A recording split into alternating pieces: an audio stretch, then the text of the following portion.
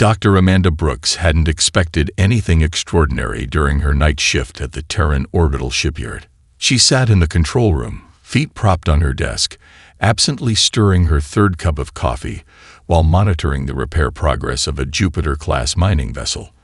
The holographic displays cast a soft blue glow across her weathered maintenance uniform, the patches on her sleeve showing 10 years of service.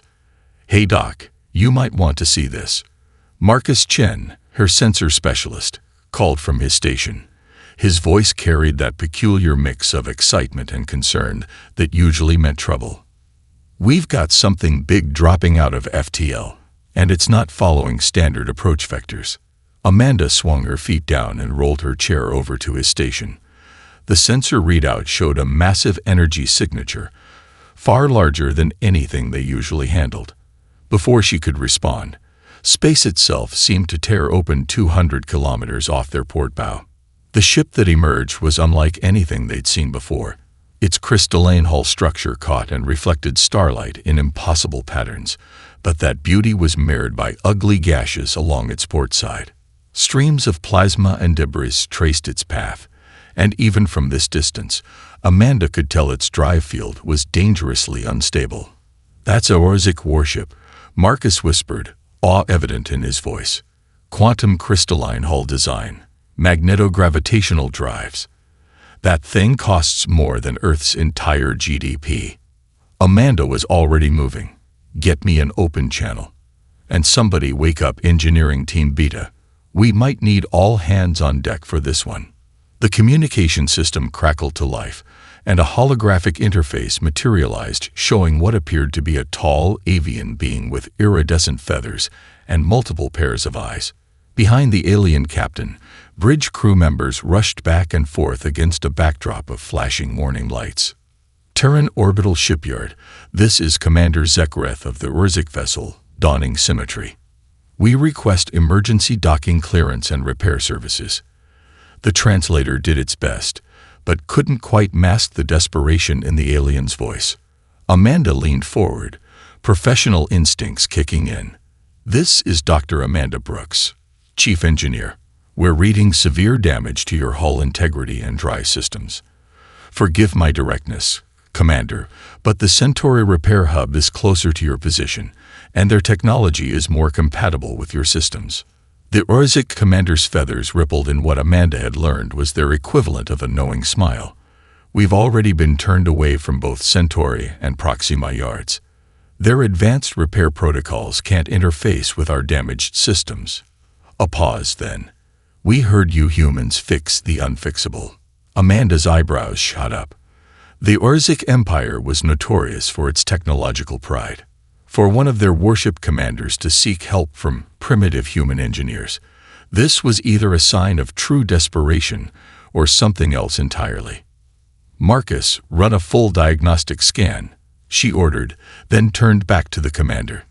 "Can you give me a damage report and tell me what happened?" "Space pirates," Zekreth replied, mandibles clicking in frustration. "They used some kind of resonance weapon we've never encountered. Our hull's molecular structure is destabilizing, and none of our automated repair systems can compensate." The diagnostic results started flowing across Amanda's screen. The damage was even worse than it looked. The quantum crystalline matrix was experiencing cascade failures at the subatomic level. By all known physics, the ship should have shattered already. Amanda felt a smile tugging at her lips. This was exactly the kind of impossible problem she lived for. "Commander, we'll need to devise a completely new repair procedure for this. It won't be pretty, and it definitely won't be conventional by your standards."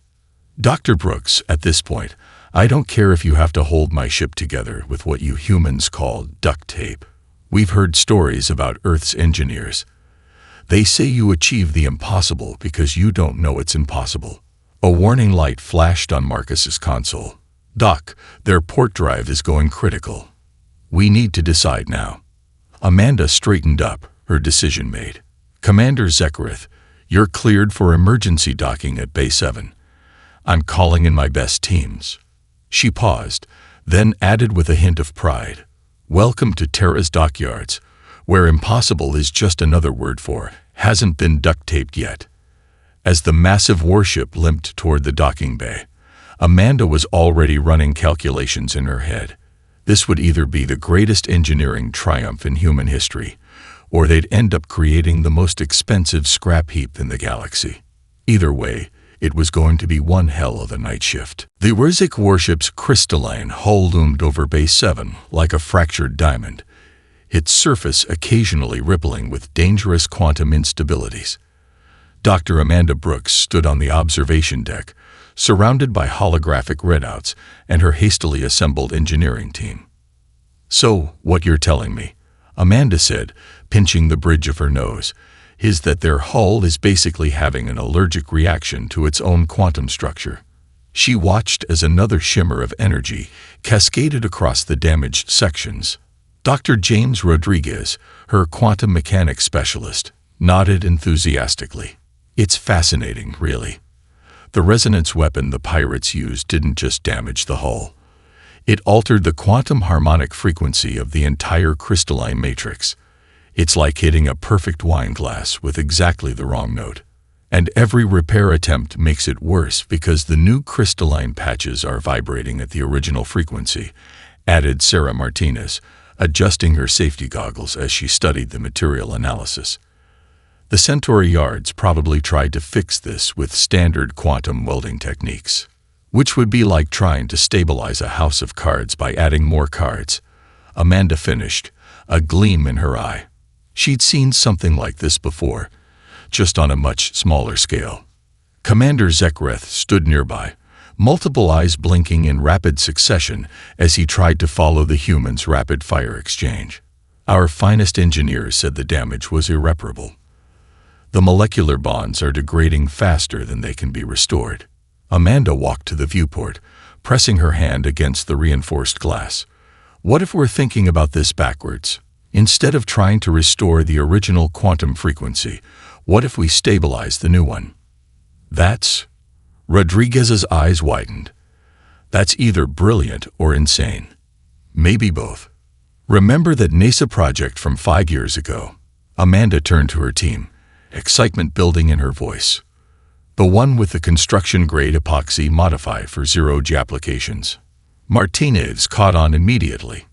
"The acoustic resonance damping experiment. We could modify the epoxy to match the hull's new quantum frequency, then use it as a stabilizing matrix." The Orcs commander's feathers bristled. "You want to repair my quantum crystalline warship with adhesive?" "Not just any adhesive," Amanda grinned. "We're going to create a quantum-resonant epoxy that will essentially trick your hull into thinking all its molecules are vibrating at the same frequency. It's like putting noise-canceling headphones on your ship." The next 6 hours were a blur of activity. The engineering team converted Base 7 into an improper testing lab, much to the horror of the observing Orcs engineers. They watched in dismay as the humans mixed advanced quantum stabilizers with what appeared to be industrial-grade construction materials. "Testing batch 17, Rodriguez called out, as Martinez carefully applied the modified epoxy to a sample of the damaged hull.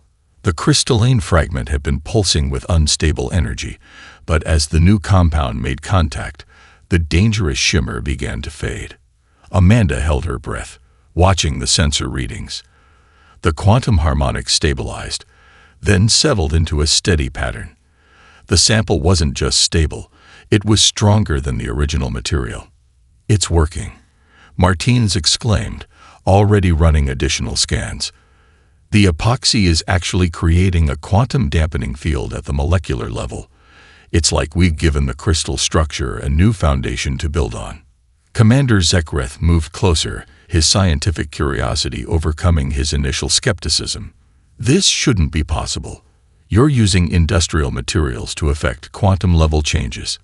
It defies all established engineering principles." "That's kind of our specialty," Amanda replied, already coordinating with the repair crews. "Sometimes the best solutions aren't about having the most advanced technology. They're about understanding the basic principles and thinking creatively." As the repair teams began applying the modified epoxy to the warship's hull, Amanda couldn't help but smile at the sight. Humans in standard work suits, carefully painting what looked like glorified glue onto one of the most advanced ships in the galaxy. The Rizik engineers continued to watch in fascinated horror, their data pads recording every primitive step of the process. "You know," Amanda said to Commander Zekareth, as the first section of hull stabilized completely, "sometimes the universe's biggest problems can be solved with the simplest solutions. We just have to be willing to think outside the quantum box." The commander's feathers rippled in what she now recognized as amazement. "Perhaps," he replied thoughtfully, "that is why your shipyards are becoming legendary among our people. You humans don't just repair ships. You rewrite the rules of what's possible." The repair crews continued their work, proving once again that human ingenuity could bridge the gap between the primitive and the advanced, one layer of quantum epoxy at a time. 3 weeks after the Urzik warship incident, the Terran orbital shipyard's reputation had spread faster than an antimatter leak. Dr. Amanda Brooks stared at the holographic display showing no less than 7 alien vessels crewed for emergency repairs, each with problems their own advanced civilizations deemed unsolvable.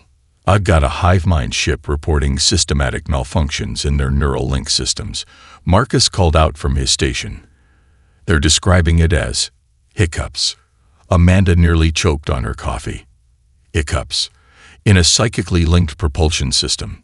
"That's not even the weirdest one," Sarah Martinez chimed in, scrolling through repair requests. "The Deltarian cruise liner's gravity plating is randomly switching between different planetary standards. Their passengers keep bouncing between Jovian and lunar gravity." The control room had evolved into something resembling organized chaos. Holographic displays showed repair diagnostics in a dozen alien languages, while engineering teams rushed between bays carrying tools that ranged from quantum analyzers to modified sledgehammers. "Priority alert." Marcus's voice cut through the chaos. "The hive mind ship's neural oscillations are becoming critical. They're requesting immediate docking." Amanda watched as the massive organic mechanical hybrid ship approached. Its hull pulsed with bioluminescent patterns, but the usually smooth rhythm was interrupted by irregular spasms, exactly like hiccups. "Bay 4 is prepped," Amanda announced, already moving toward the emergency response station. "Rodriguez, grab your sonic mapping equipment. Martinez, I want everything we have on biological feedback loops. This is going to be interesting." The hive mind ship's captain, or rather, neural focal point, manifested as a shimming holographic cloud of consciousness. "Our gratitude for your quick response, Dr. Brooks. Our ship self is experiencing most uncomfortable disruptions." As if to emphasize the point, the entire vessel shuddered, its bioluminescent patterns flashing in distress. The movement sent ripples through the docking clamps, making them creak ominously. "Can you describe what triggered these symptoms?" Amanda asked, watching as Rodriguez's sensors mapped the neural energy patterns flowing through the ship's organic components. "We encountered an unusual quantum phenomenon during our last fold space jump." The consciousness cloud rippled. "Since then, our ship self's neural pathways experience periodic disruptions that propagate through all systems." Rodriguez looked up from his readings, excitement clear on his face. "Doc, you're not going to believe this. The neural patterns, they're almost identical to human diaphragm spasms during hiccups." Amanda leaned over his shoulder, studying the wavelength patterns. He was right. The energy disruptions followed an eerily similar rhythm to human hiccups. A crazy idea began forming in her mind. "Martinez, remember that experimental noise-canceling technology we adapted from old submarine sonar systems?" Sarah's eyes widened. "The one we used to dampen engine vibrations in the mining ships. But this is a neural network, not mechanical vibration." "Energy is energy," Amanda replied, already sketching modifications on her tablet. "If we can map the disruption pattern and generate an inverse wave." The next 2 hours were a flurry of activity as they rigged a makeshift neural sonar array, calibrating it to the ship's unique biological frequency. The hive mind consciousness watched with what Amanda interpreted as bemused curiosity as humans scrambled around their ship self with modified sonar equipment better suited for ocean depths than space. "Ready for first attempt," Martinez announced, her fingers hovering over the activation controls. Broadcasting inverse neural pattern in 3, 2, 1. The effect was immediate. The ship's erratic pulsing smoothed out, its bioluminescent patterns returning to their natural flowing rhythm. The consciousness cloud expanded in what seemed like relief. "The disruptions, they have ceased," the hive mind announced. "Our ship self is returning to normal function." "But how did you achieve this with such primitive acoustic technology?" Amanda smiled, patting the nearest organic wall panel. "Sometimes the simplest solutions are the best ones. Your neural network just needed something like a good scare, the same way humans cure hiccups." As the hive mind ship prepared to depart, Amanda watched 3 more alien vessels line up for docking. Each would bring its own impossible problems, and each would leave with solutions that defied conventional galactic engineering wisdom. "You know," she said to no one in particular, "I never thought I'd use submarine tech to cure a living spaceship's hiccups." Marcus chuckled from his station. "Just another day at Terra's Dockyards, Doc. Just another day." The next ship was already requesting docking clearance, its captain transmission containing those now familiar words. "We heard you humans fix the unfixable." Dr. Amanda Brooks found herself in an unusual situation. Trying to explain the scientific method through interpretive dance to a group of bewildered alien engineers. The Proximan chief engineer, with his crystalline exoskeleton reflecting the bay lights, watched her demonstration with all 4 eye stalks twitching in confusion. "So you see," Amanda said, spinning in place to represent experimental variables. "When we don't know the answer, we make an educated guess." She jumped left. "Then we test it." She jumped right. "If it fails, we learn from it and try something new." "This is most irregular," the Proximan engineer stated, his translator struggling to convey his mix of horror and fascination. "In our engineering academies, failure is unacceptable. We learn the correct solutions, perfected over millennia of development." Amanda stopped her impromptu dance, wiping sweat from her forehead. She'd been trying to explain human engineering methodology for the past hour after the Proximan had questioned their unorthodox repair of a quantum-locked engine core. "Chief Exertol," she said, grabbing her coffee mug, "how many times did you fail to walk when you were young?" The Proximan's crystal segments shifted in confusion. "We emerge fully mobile from our growth chambers. There is no failure period." "That's exactly my point." Amanda gestured enthusiastically, nearly spilling her coffee. "Humans learn everything through trial and error. We fall down hundreds of times learning to walk. We fail thousands of times learning to talk. Every human child is a tiny scientist, constantly experimenting with their world." Sarah Martinez entered the observation room, carrying a tablet displaying their latest repair statistics. "Hey Doc, remember that gravity drive we fixed last week with the repurposed washing machine parts? The Centauri Engineering Council is demanding an explanation of our methodology." Amanda grinned. "Tell them it was a spin cycle solution to a rotational problem." Chief Exertal's crystalline form shimmered with what they'd learned was distress. "You cannot simply improvise with advanced technology. There are protocols, established procedures, proven methodologies." "Actually," Rodriguez called from his workstation, "that's exactly what we do. Check this out." He projected a hologram showing their repair history. "Every solution we've developed came from failing at something else first. The quantum epoxy, failed attempt at zero-G construction material. The neural sonar array, failed submarine tech repurposed."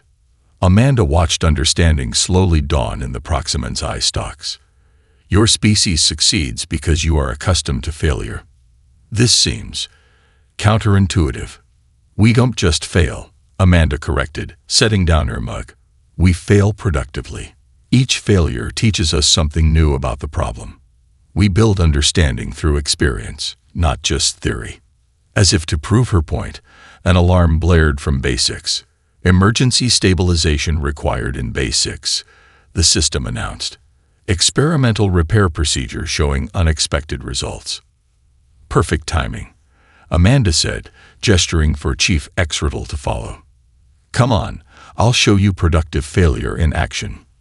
They rushed to Bay 6, where an experimental attempt to realign a damaged fold space drive had produced an interesting side effect.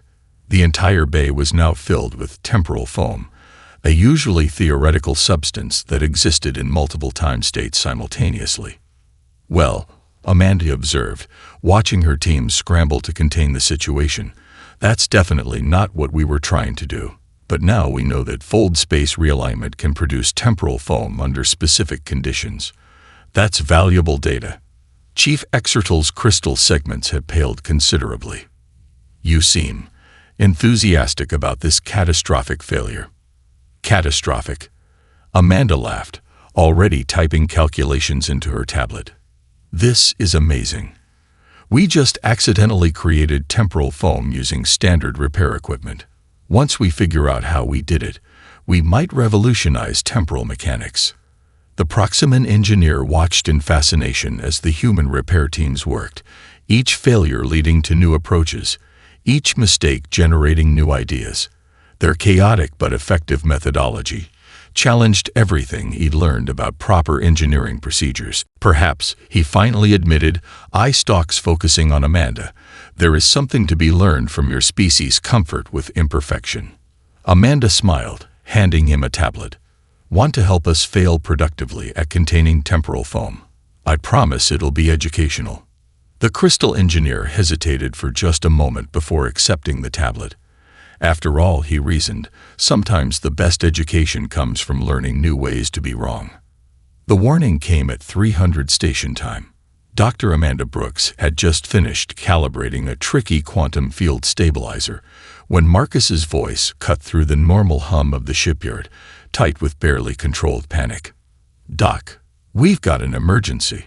Massive fleet just dropped out of fold space. Colonial ships, hundreds of them.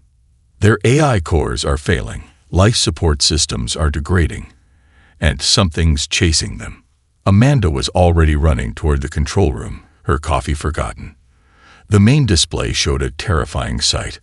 Over 300 ships of various sizes, their formations chaotic and desperate, limping toward Earth's orbital space. Energy readings were fluctuating wildly across the fleet. This is Dr. Amanda Brooks of Terra's orbital shipyard, she broadcast. We're reading critical failures across your fleet. What's your situation? A hologram materialized, showing a Centaurian admiral, her usual luminescent skin dull with exhaustion. Dr. Brooks, I am Admiral Yenlo. We have over 2 million colonists aboard, and our ships are dying. Something out there is consuming advanced technology. Our AI cores are corrupted, our quantum systems are failing, and we have less than 6 hours of life support remaining. Rodriguez burst into the control room, his diagnostic tools already scanning. Doc, these readings don't make sense. It's like their technology is being digested at the quantum level. What's pursuing you? Amanda demanded, watching as more ships dropped out of fold space, each in worse condition than the last. We don't know. The Admiral's voice cracked. It appeared at the edge of the Carina Nebula, moving through advanced civilizations like a plague. Any ship with high-level technology simply stops working. We barely escaped by overloading our fold drives. Martinez pulled up the fleet's technical specifications, her face paling. These ships are completely automated. Every system, from life support to waste recycling, runs through their AI cores. If those fail completely, 2 million people die. Amanda finished grimly. She stood silent for a moment, her mind racing through possibilities. Admiral, I need you to get every ship's engineer on a conference link now. We have hours to accomplish something that should take months. Within minutes, the control room's holographic space was filled with faces of various species, all showing the same desperate hope. Amanda took a deep breath and stepped forward. "Ladies, gentlemen, and non-binary beings, we're about to do something unprecedented. Your ships are dying because they're too advanced. So we're going to make them primitive enough to survive." A murmur of confusion rippled through the assembled engineers. A Proximan spoke up. "Our systems are integrated at the quantum level. We cannot simply downgrade them." "No," Amanda agreed, "but we can bypass them entirely. Martinez, get me the specs for those mechanical computers we restored from the museum. Rodriguez, I need everything we have on manual environmental control systems from the early space program. We're going to rebuild these ships from the inside out." The next 4 hours were organized chaos. Every bay in the shipyard was filled with human engineers teaching alien crews how to operate mechanical systems that their civilizations had obsolete centuries ago. Hydraulic computers, analog guidance systems, and manual atmospheric scrubbers were being installed across the fleet. Amanda moved from ship to ship, directing teams, solving problems, and somehow keeping everyone focused despite the mounting pressure. In Bay 12, she taught a group of Centaurian engineers how to operate a mechanical calculator.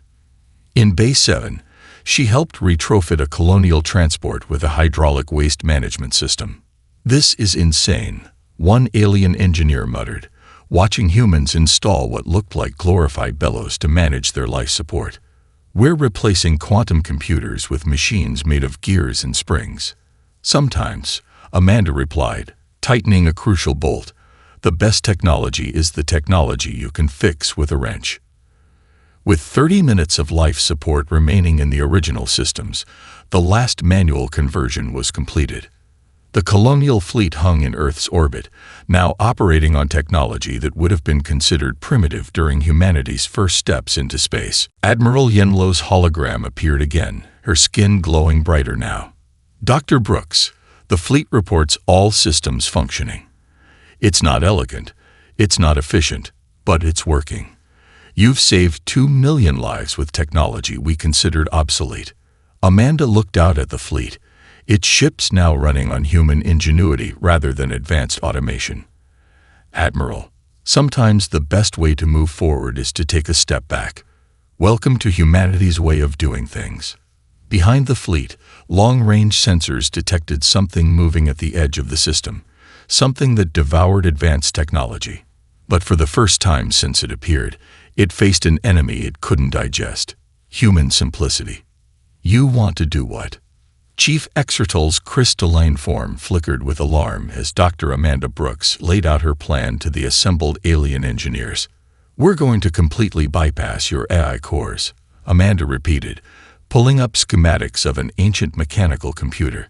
"Everything that's currently running through quantum processors will be rerouted through these."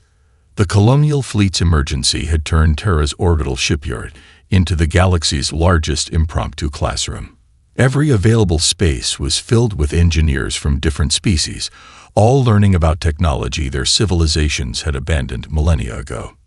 "This," Amanda pointed to a complex array of gears and levers, "is a mechanical computer based on World War I technology.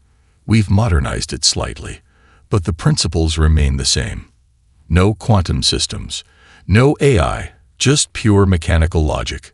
A Deltarian engineer raised 3 tentacles in protest. "Our ship's systems are too complex for such primitive computing methods." "Actually," Rodriguez interjected, bringing up comparison charts, "we've analyzed your ship's core functions: life support, navigation, power distribution. They're all just math. Complex math, sure, but still math. These computers can handle it." Amanda watched understanding dawn across the alien faces as Martins demonstrated a working model. The mechanical computer clicked and whirred, solving complex equations through nothing more than precisely engineered gears and levers. "But what about our navigation systems?" a young Centaurian asked. "We can't plot fold space jumps with springs and gears." "Watch me," Amanda grinned, pulling up another schematic. "Ever heard of an astrolabe? We're building something similar, just scaled up for interstellar travel. Pure mechanical celestial navigation, backed up with basic electronic sensors. No AI required. The next few hours became a crash course in human engineering history. Amanda's teams spread throughout the fleet, teaching alien crews how to operate equipment that their civilizations would consider ancient. In Bay 3, Rodriguez taught Proximan engineers how to calculate fold space trajectories using modified slide rules. Think of it this way. Amanda explained to a particularly skeptical group, "Your ships are like someone who's forgotten how to walk because they always use a hover car. We're teaching them to walk again." The transformation was remarkable. Ships that had been dying under the weight of their own advanced technology were coming back to life, powered by systems so simple they were nearly indestructible. Mechanical computers churned away in places where quantum processors had once hummed. Hydraulic systems replaced molecular assemblers. "Dr. Brooks," Marcus called out urgently. "Long-range sensors are picking up that technology-eating thing. It's approaching the outer system." Amanda straightened up from where she'd been helping install a mechanical air recycler. "Good. Let it come. I want to see what happens when it tries to digest a gear system." The aliens watched in tense silence as the entity approached.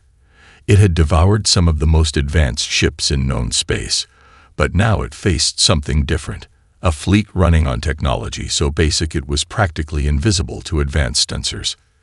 "Entity is within scanning range," Marcus reported.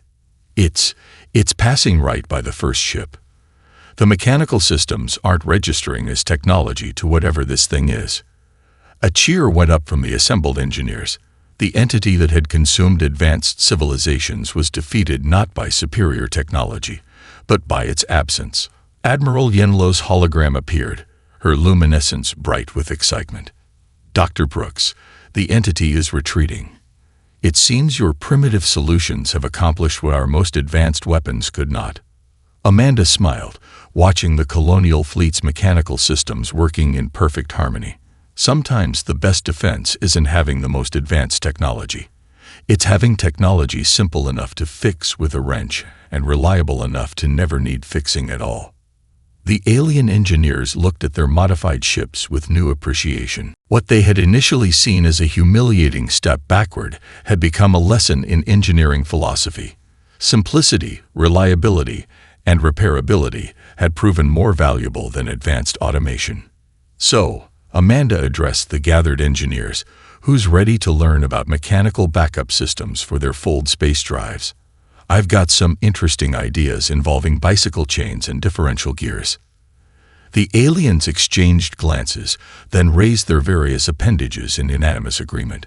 The age of purely advanced technology was over. The era of human-inspired hybrid engineering had begun. In the control room, Marcus updated the shipyard status board. Under current projects, he added a new entry, teaching the galaxy to walk again. The security footage went viral across the galactic network faster than a quantum entanglement breach. Set to Mozart's Ein kleine Nacht music, the compilation showed human engineers solving supposedly impossible problems with increasingly improbable solutions. Dr. Amanda Brooks watched the footage in her office, simultaneously amused and mortified. There she was, using a modified coffee maker to regulate a plasma containment field. Rodriguez appeared next, fixing a quantum probability drive with paper clips and rubber bands. The crown jewel was Martinez's inspired use of a bicycle pump to restart a cold fusion reactor.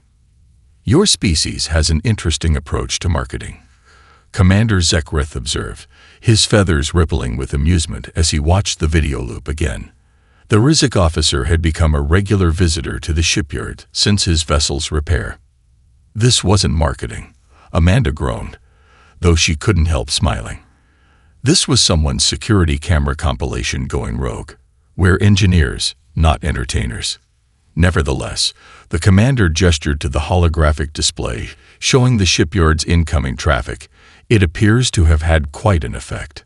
The display was crowded with approaching vessels from across the galaxy. But what caught Amanda's attention were the new arrivals, ships that weren't damaged or in need of emergency repairs. They were coming specifically to have human-engineered redundancy systems installed. "Dr. Brooks," Marcus burst into her office, waving a datapad. The Deltarian Science Council just released their analysis of our mechanical backup systems. They're calling it revolutionary regression, the art of advancing technology by carefully moving backwards. Amanda took the pad, scanning the report. The Deltarians had actually created a mathematical formula to calculate the optimal balance between advanced technology and primitive reliability. They were calling it the Brooks coefficient. "This is getting out of hand," she muttered, but was interrupted by another urgent message. "Emergency call from Bay 4, the system announced. Mechanical computer installation needs supervision." Amanda hurried to the bay, finding a group of young alien engineers struggling with a mechanical navigation computer. Their tentacles and appendages were tangled in the gears as they tried to follow the installation manual. "Here," she said, kneeling beside the device. "Watch this." Her hands moved smoothly through the assembly process, explaining each step. "Feel how the gears mesh. That's not just engineering. That's engineering you can touch, understand, and fix with your own hands." The aliens watched in fascination as the computer came to life, its mechanisms clicking smoothly through astronomical calculations. One of them, a young Proximan, reached out to adjust a calibration gear with unexpected gentleness. "It's beautiful," the Proximan engineer said, crystal segments glowing with excitement. "We can see the mathematics happening, not just read it on a quantum display." Back in the control room, Martinez was showing another group how to analyze engine vibrations by touch. "Your sensors might fail," she explained, "but if you learn to feel the engine's rhythm, you'll know when something's wrong before any alarm sounds." Rodriguez had set up what he called the Failure Lab, a dedicated space where engineers could deliberately break things to better understand how they worked. The sound of controlled explosions and excited alien chatter drifted regularly from that direction. Dr. Brooks, Admiral Yenlo's hologram appeared, interrupting Amanda's rounds. "The Galactic Engineering Council has reviewed the Colonial Fleet incident. They're recommending that all ships be retrofitted with human-designed mechanical backup systems." Amanda blinked in surprise. "The whole galaxy? That's a lot of paperclips and rubber bands." The Admiral's luminescence flickered with what might have been laughter. "They're also suggesting that engineering students from all species spend at least 1 year training at Terra's Dockyards. It seems your primitive approaches have become quite valuable." Looking around the shipyard, Amanda saw the future of galactic engineering taking shape. Humans and aliens working side by side, combining advanced technology with basic mechanical knowledge. Quantum computers backed up by gears and levers. AI systems with manual overrides. The security camera footage was still playing on some screens, now reaching its final. The successful launch of the Colonial Fleet, its ships beautiful hybrids of the advanced and the primitive. The Mozart soundtrack swelled triumphantly. "You know what?" Amanda said to no one in particular, watching a young Deltarian successfully repair a hydraulic system. "Maybe going viral isn't so bad after all. We're not just fixing ships anymore. We're building bridges between different ways of thinking." In Bay 7, a cheer went up as another mechanical computer whirred to life, its brass gears gleaming under the station lights. The human touch was spreading across the galaxy, one paperclip at a time. 6 months after the Colonial Fleet incident, Terra's orbital shipyard had undergone a transformation. The once simple repair facility now housed the Universal Engineering Academy, where beings from across the galaxy came to learn what they called the human approach. Dr. Amanda Brooks stood before her latest class, an eclectic mix of species all eagerly awaiting her lecture on When Advanced Tech Fails, the human approach to universal problem solving. The classroom itself reflected this philosophy, featuring both holographic displays and a traditional whiteboard with actual markers. "Today," Amanda began, picking up a piece of chalk, "we're going to talk about the heart of human engineering, the art of improvisation." She drew a simple circle on the board. "Can anyone tell me what this is?" A young Urzic engineer raised a feathered appendage. "It's a circle," Dr. Brooks. A basic geometric shape. Wrong. Amanda grinned. It's a washer, a wheel, a porthole, a shield generator housing, and about 1,000 other things we haven't thought of yet. That's improvisation. The class watched as she proceeded to transform the circle into various mechanical designs, each building upon the last. Her students, many from civilizations that had long ago abandoned physical writing, frantically took notes both digital and analog. Dr. Brooks, Marcus's voice interrupted through the intercom. We've got an emergency call from a stranded mining vessel. Their quantum drive's completely dead. Amanda turned to her class with a smile. Well, looks like we're getting a practical lesson today. Who wants to help fix a quantum drive with spare parts and ingenuity? Every appendage, tentacle, and crystal segment in the room rose in excitement. The mining vessel's situation proved perfect for a teaching moment. Its quantum drive had failed in a way that would have required complete replacement according to standard galactic engineering practices. Instead, Amanda watched with pride as her students collaborated on an unconventional solution. If we reconfigure these hydraulic lines, the young Arzik suggested, gesturing with his feathers, we could bypass the quantum field generator entirely. And we could use the ship's old cooling system as a mechanical power transfer unit, added a Proximan student, her crystal segments glowing with enthusiasm. Now you're thinking like humans, Amanda nodded approvingly. Rodriguez, bring me that box of spare parts from the failure lab. Working together, the mixed species team created something that would have horrified traditional galactic engineers, a hybrid quantum mechanical drive system that was part advanced technology, part glorified steam engine, and entirely functional. As they worked, Amanda noticed something remarkable. Her alien students weren't just copying human techniques, they were adding their own innovations.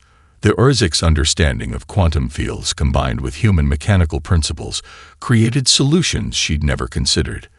The Proximan's crystalline computing methods merged with basic mechanical systems in fascinating ways. You've done more than teach us to fix ships, Dr. Brooks, the Arzik students said as they watched their hybrid drive system power up successfully. You've taught us to think differently about what's possible. That's the real secret of human engineering, Amanda replied, helping a Deltarian student adjust a mechanical linkage. We never decided what was impossible. We just kept trying until something worked. The mining vessel's captain, initially skeptical of having students work on his ship, was now watching in amazement as his new hybrid drive actually performed better than the original quantum system. I don't understand, he admitted to Amanda. By all known engineering principles, this shouldn't work. Known principles are just things we haven't broken yet. Amanda winked, quoting what had become the Academy's unofficial motto. As her students began cleaning up the work area, still excitedly discussing potential improvements to their design, Amanda received an urgent message from the Galactic Engineering Council. They wanted her to supervise the establishment of similar academies in other sectors of space. What do you think? She asked her class, displaying the message on the main screen. Should we spread this madness to the rest of the galaxy? The response was unanimous and enthusiastic, delivered in a dozen different languages, but carrying the same message. The galaxy needed more human ingenuity. Looking at her students, the future of galactic engineering, Amanda felt a surge of pride. They had learned to combine the best of both worlds. Advanced technology tempered by human practicality, quantum physics balanced with mechanical reliability, and most importantly, the understanding that sometimes the best solution was the one nobody else would think to try. All right then, she said, picking up a wrench. Let's go teach the galaxy how to think like humans. One impossible solution at a time.